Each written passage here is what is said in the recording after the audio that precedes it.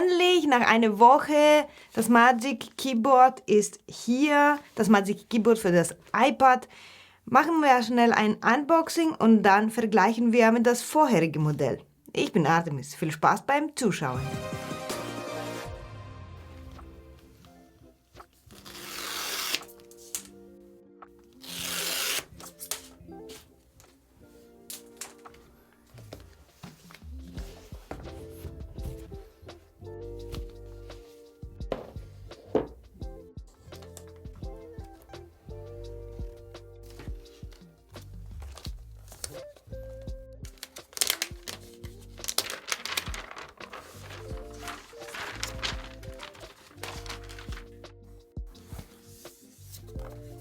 Das allererste, was mir aufgefallen ist, als ich das aufgemacht habe, ist das Aluminium hier und vielleicht siehst du das in der Kamera.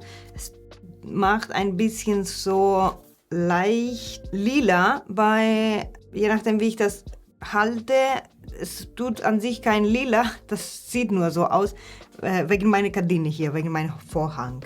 So, machen wir es auf.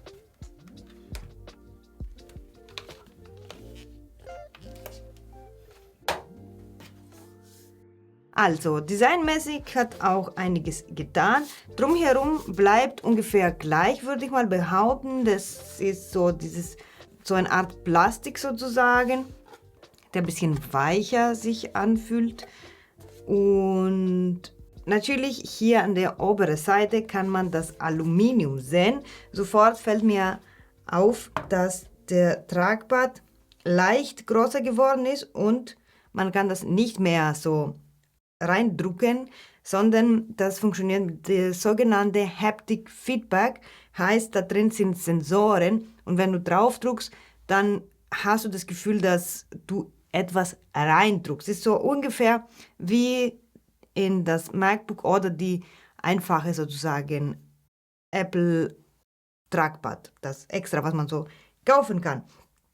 So, wir vergleichen jetzt gleich mit das vorherige und mir fällt sofort auf, noch was hier, diese Escape-Knopf. Und das, glaube ich, ist sehr schön. Wenn ich auch so tue, als ob ich was schreibe, ich merke auch hier einen Unterschied an den Tasten. Die sind, glaube ich, ein bisschen dünner geworden und sie fühlen sich ein bisschen besser. Also ich muss sagen, ich weiß nicht, vielleicht haben manche von euch mich schon mal gehört, dass ich mich über das vorherige Magic Keyboard beschwere. Also ich bin kein Fan von das vorherige.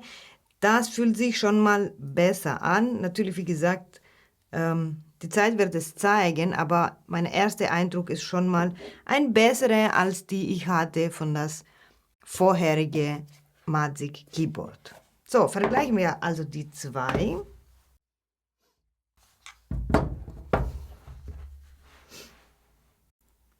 Also, ein Unterschied an der Dicke sieht man, aber jetzt nichts Gravierendes. Schauen wir an das Gewicht.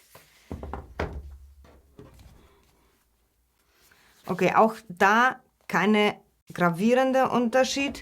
Also man muss sagen, das vorherige ist immer noch schwerer als das hier, die neue sozusagen Kombination.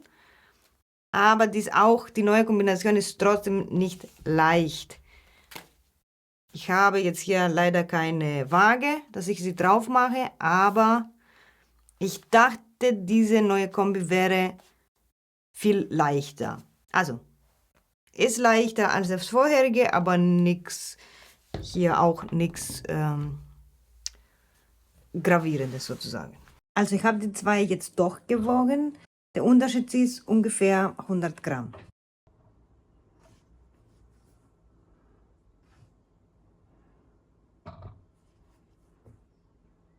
Okay, wenn wir jetzt die beiden so aufhaben, man merkt, dass beide die gleiche Oberfläche auf dem Tisch benötigen. Ja, die sind gleich groß. Aber so wie der Design gemacht ist, bei das Neue hast du sozusagen mehr Platz zum Arbeiten, mehr Platz zu schreiben, der Tragball ist größer. Hier, an das vorherige Modell, braucht trotzdem so viel Platz sozusagen, aber das ist alles so ein bisschen reingequetscht. So, zumindest wenn man das so nebeneinander hat und das so vergleicht, ja. Natürlich, wie schon gesagt, der Tragball ist größer, hier war so kleiner und eben von Gefühl her ist der größere auch ein bisschen besser. Also ich mochte diese Tragball null an das Magic Keyboard. Mit denen hier, glaube ich, werden wir eher Freunde. So, jetzt die Tasten, wenn ich nochmal so drauf schreibe, okay, die sind sehr ähnlich, ja, jetzt keine krasse Unterschied. Hier konnte man auch gut schreiben.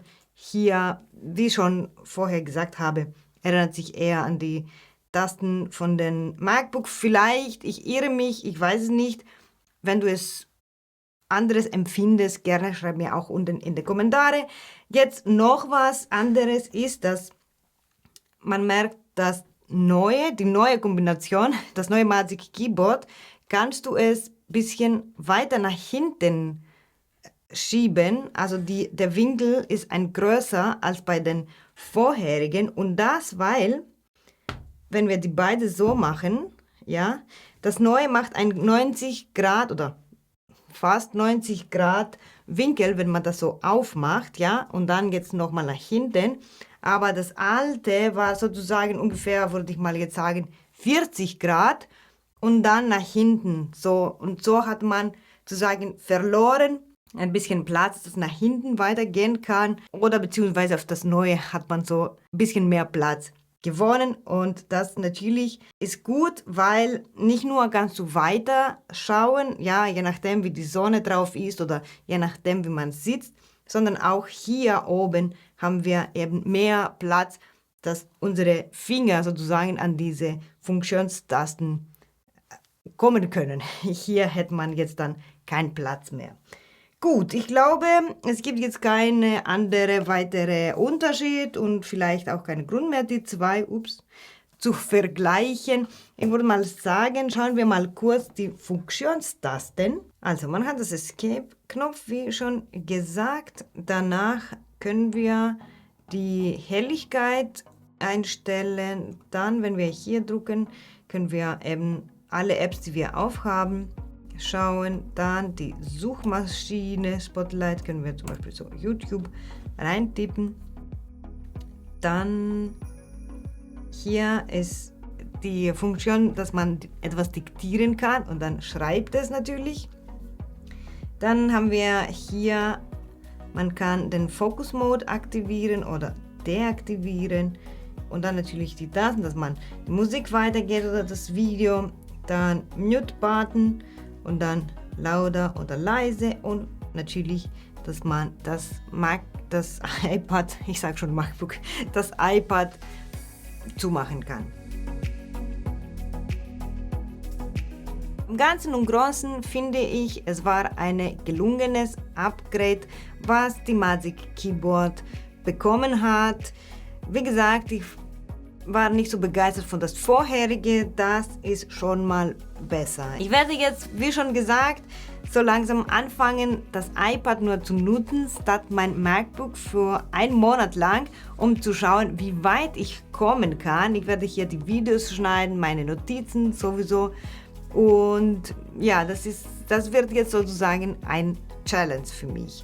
Wenn du natürlich das Video nicht verpassen möchtest, dann abonniere meinen Kanal und wir sehen uns bald. Tschüss!